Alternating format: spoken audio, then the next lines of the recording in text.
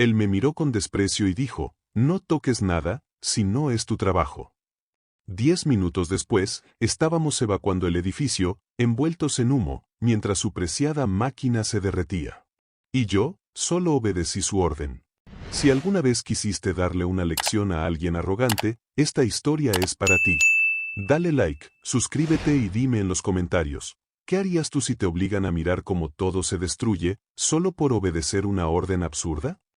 Me llamo Lucas, tengo 33 años, y durante casi una década, mi mundo ha sido un universo de acero, aceite y el zumbido constante de la maquinaria pesada.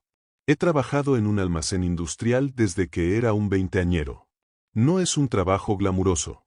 Es un trabajo de madrugones, de manos sucias y de un cansancio honesto al final del día. Pero me gusta. Hay una especie de orden en el caos, una camaradería silenciosa entre los que llevamos años aquí. Conocemos el almacén como la palma de nuestra mano.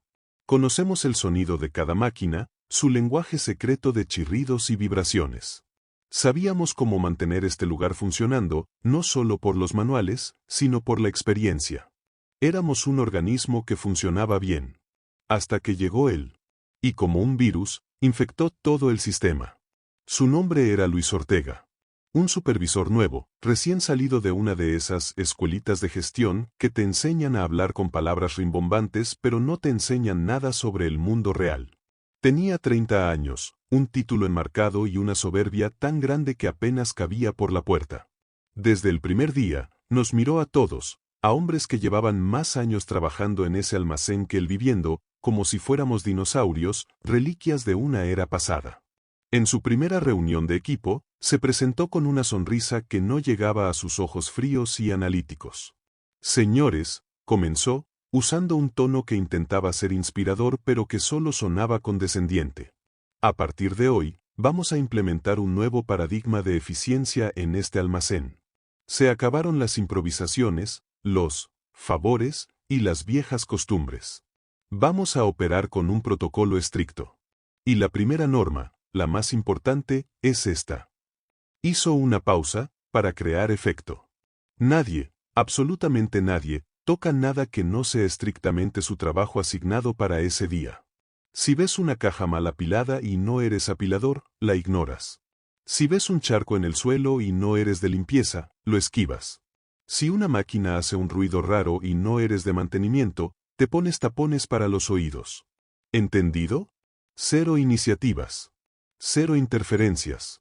Aquí se sigue el protocolo. Nos miramos entre nosotros. Los veteranos, como yo, intercambiamos una mirada que mezclaba la incredulidad con el cansancio. Sabíamos que esa norma no era solo ridícula, era peligrosa. En un lugar como este, la ayuda mutua, el pequeño favor, el echar un ojo a la máquina del compañero, no era una opción.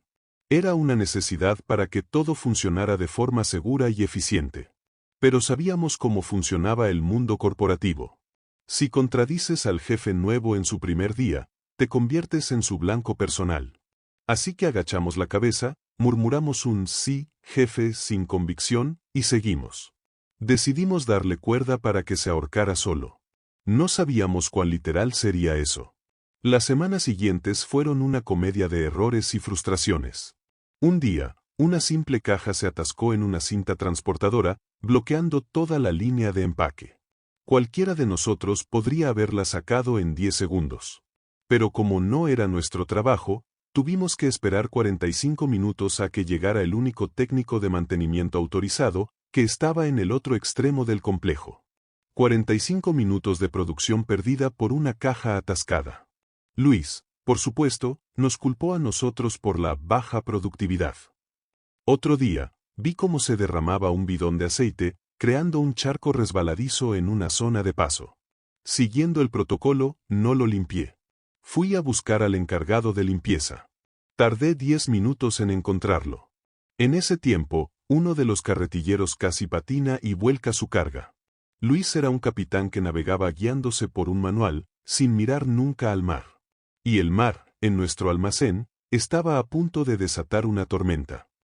Llegó ese martes. Un martes que empezó como cualquier otro. Eran las 9:12 de la mañana. Yo estaba en mi puesto, empacando cajas para su envío. Y entonces, lo escuché. Un ruido. Un ruido familiar, pero equivocado. En el centro del almacén, reinaba la C-17. La vieja prensa hidráulica. Era una máquina de la era industrial, un monstruo de hierro y pistones, antigua pero increíblemente poderosa. Mi padre había trabajado con esa misma máquina. Yo la conocía. Conocía sus ritmos, sus quejidos. Y el sonido que estaba escuchando, un zumbido grave, metálico, con una vibración extraña, no era parte de su repertorio habitual. Volteé la cabeza. Y vi el humo. No era el vapor blanco que a veces soltaba. Era una columna delgada de un humo blanquecino, casi azulado, que salía de una de las juntas cerca del panel de control. Lo reconocí al instante. El olor a ozono, a plástico recalentado. No era vapor. Era un cortocircuito. Probablemente en la válvula de presión. Un problema eléctrico. Si no se atajaba a tiempo, la presión seguiría subiendo, el sistema se sobrecalentaría, y el aceite hidráulico a más de 200 grados podría reventar. He trabajado con esa máquina en mis primeros años. Sabía exactamente lo que había que hacer. Era un protocolo de emergencia no escrito, transmitido de veterano a novato, cortar la corriente desde el interruptor principal de seguridad, que estaba a solo 3 metros. Abrir la compuerta de ventilación manual para liberar la presión. Y luego, llamar a mantenimiento. Un procedimiento de 30 segundos que podía evitar una catástrofe. Me moví por instinto. Di 2 pasos hacia el interruptor. Pero entonces, la voz de Luis, fría y arrogante, resonó en mi cabeza como un eco fantasmal. Asterisco, no toques nada que no sea tu trabajo. Asterisco, me detuve en seco. Mi trabajo de ese día era empacar cajas. Tocar la C-17 era una violación directa de su protocolo sagrado. Una parte de mí, el profesional, el hombre responsable, me gritaba que corriera, que apretara ese maldito botón rojo. Pero otra parte, una parte herida por semanas de desprecio y de reglas absurdas, susurró, él es el jefe. Él es el responsable. Sigue el protocolo. Y elegí el protocolo. Tomé aire, y con una calma que no sentía, caminé hacia el pequeño cubículo de cristal donde Luis tenía su oficina, a solo 10 metros de la máquina humeante. Estaba concentrado en su ordenador, probablemente redactando otro de sus inútiles informes de eficiencia. Toqué suavemente en el cristal. Él levantó la vista, molesto por la interrupción. Le dije con calma, mi voz plana y sin emoción, Luis, la C-17 está soltando humo. Parece un problema eléctrico en la válvula de presión. Él ni siquiera se molestó en girar la cabeza para mirar la máquina. Su vista se clavó en mí. ¿Tú trabajas con la C-17 hoy, Lucas? No, mi puesto es en empaque, pero conozco esa máquina y, entonces no la toques, me cortó en seco. Eso no te corresponde. Sigue tu protocolo. Ya llamaré yo a mantenimiento cuando termine este informe. Es probablemente solo un poco de vapor. Me quedé mirándolo. El humo, a sus espaldas, ya era más denso. Pero él no lo veía. O no quería verlo. Su informe era más importante. Me tragué el orgullo. Me tragué la advertencia que moría en mis labios. Me dolió. Me dolió profundamente. Pero obedecí. Entendido, jefe. Me di la vuelta y volví a mi puesto de empaque. Y conté cada segundo de su incompetencia. Minuto 1. El humo ya no era una columna delgada. Era una nube densa que empezaba a oler a plástico quemado. Algunos de mis compañeros empezaron a mirar, nerviosos. Minuto 4. Ya podía oler el plástico desde donde estaba, a 15 metros de distancia. El olor era acre, inconfundible. El zumbido de la máquina había subido de tono, era más agudo, más rabioso. Minuto 7. El zumbido se convirtió en un temblor. El suelo bajo mis pies vibraba ligeramente. Vi a un par de trabajadores alejarse discretamente de la zona. Minuto 9. Un chispazo.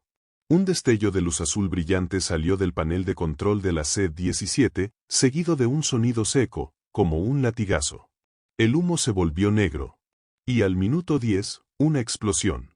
No fue como en las películas. Fue un boom sordo, profundo, que pareció sacudir el aire. La compuerta del panel de control salió disparada como un proyectil, y de su interior brotó una llamarada de fuego anaranjado. El aceite hidráulico sobrecalentado se había incendiado. La alarma antiincendios empezó a sonar, un chillido ensordecedor. Y el caos se desató. Evacuación, evacuación inmediata. El piso entero se llenó de un humo negro y espeso en cuestión de segundos. La C-17, la vieja dama del almacén, ardía como una antorcha infernal. Los rociadores del techo, que deberían haberse activado, no funcionaron. Años de mantenimiento deficiente. Tuvieron que llamar a los bomberos. La producción se detuvo por completo. La empresa perdió un día entero de trabajo. Y lo que era peor, una de sus máquinas más caras era ahora un montón de chatarra carbonizada. Nos reunieron a todos en el aparcamiento. Y vi a Luis. Estaba pálido como un fantasma, con los ojos rojos por el humo, tosiendo. Se me acercó, con una furia que no lograba ocultar su pánico. ¿Por qué demonios no apagaste esa maldita máquina?, me gritó, para que todos lo oyeran. Yo lo miré, sin expresión. Y con la voz más tranquila y clara que pude encontrar, le respondí, porque no es mi trabajo, jefe. Usted me lo dejó bien claro. Pensé que todo terminaría ahí, que su incompetencia era tan evidente que no había nada más que decir. Pero subestimé la capacidad de un hombre arrogante para no aceptar su propia culpa. Luis no soportó quedar como un idiota. Necesitaba un chivo expiatorio. Y ese chivo expiatorio era yo. 2 días después, me citaron en la oficina de recursos humanos. Cuando entré, allí estaban, la jefa de RH, una mujer de sonrisa forzada, y Luis, con una cara fingida de preocupación profesional que me revolvió el estómago. Me acusó formalmente de negligencia intencional. Dijo que yo, como empleado veterano, sabía del peligro y que deliberadamente no había hecho nada, quizás como una forma de sabotaje por no estar de acuerdo con sus nuevas políticas. Quería una suspensión de empleo y sueldo de 1 mes. Pero lo que Luis no sabía, es que yo llevaba meses preparándome para una guerra. Desde que impuso sus reglas absurdas, yo sabía que un desastre era inevitable. Y empecé a guardar pruebas. Capturas de pantalla de sus correos electrónicos, donde ordenaba cosas que iban en contra del sentido común y de la seguridad. Mensajes en el chat del grupo de trabajo donde nos amenazaba veladamente con represalias por desobedecer el protocolo. E incluso, una grabación de audio de una reunión, que hice con mi móvil en el bolsillo, donde se le oía decir su frase célebre, *me vale si algo se rompe o si la producción se retrasa. Lo que me importa es que nadie se meta donde no debe. Aquí se hace lo que yo digo. Y lo más importante, yo sabía que él venía recortando gastos de mantenimiento para ahorrar presupuesto y quedar bien con la directiva. Y recordaba haber visto un correo específico sobre eso. Esa noche, antes de mi reunión final, busqué en mis archivos. Y allí estaba. Un correo de hacía 3 semanas. El jefe de mantenimiento le pedía autorización para la revisión preventiva de la C-17. La respuesta de Luis era clara: cancelada. Redirigir esa partida presupuestaria a la nueva campaña de marketing interno. Al día siguiente, volví a la oficina de recursos humanos. Pero esta vez, no iba solo. Llevaba conmigo un dossier. Un informe completo que había montado durante toda la noche. Cuando Luis terminó su sarta de mentiras, yo, con calma, puse el dossier sobre la mesa. Entiendo su acusación, le dije a la jefa de RH. Pero creo que este informe podría ofrecer un poco de contexto. Durante la siguiente media hora, desmantelé su caso, pieza por pieza. Le mostré los correos. Le hice escuchar el audio. Y finalmente, le mostré la orden firmada por Luis cancelando la revisión de la C-17 2 semanas antes del incendio. La jefa de RH se quedó sin palabras. La cara de Luis era un poema.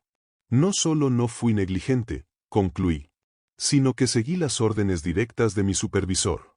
La negligencia, la imprudencia y la responsabilidad total de este desastre recaen sobre una sola persona. Y está sentada en esta misma sala. No necesité al sindicato. No necesité a un abogado. La verdad era suficiente. La investigación formal por parte de la empresa y del Departamento de Seguridad Laboral comenzó esa misma tarde. El resultado fue rápido y brutal. Luis fue suspendido inmediatamente, esa misma tarde.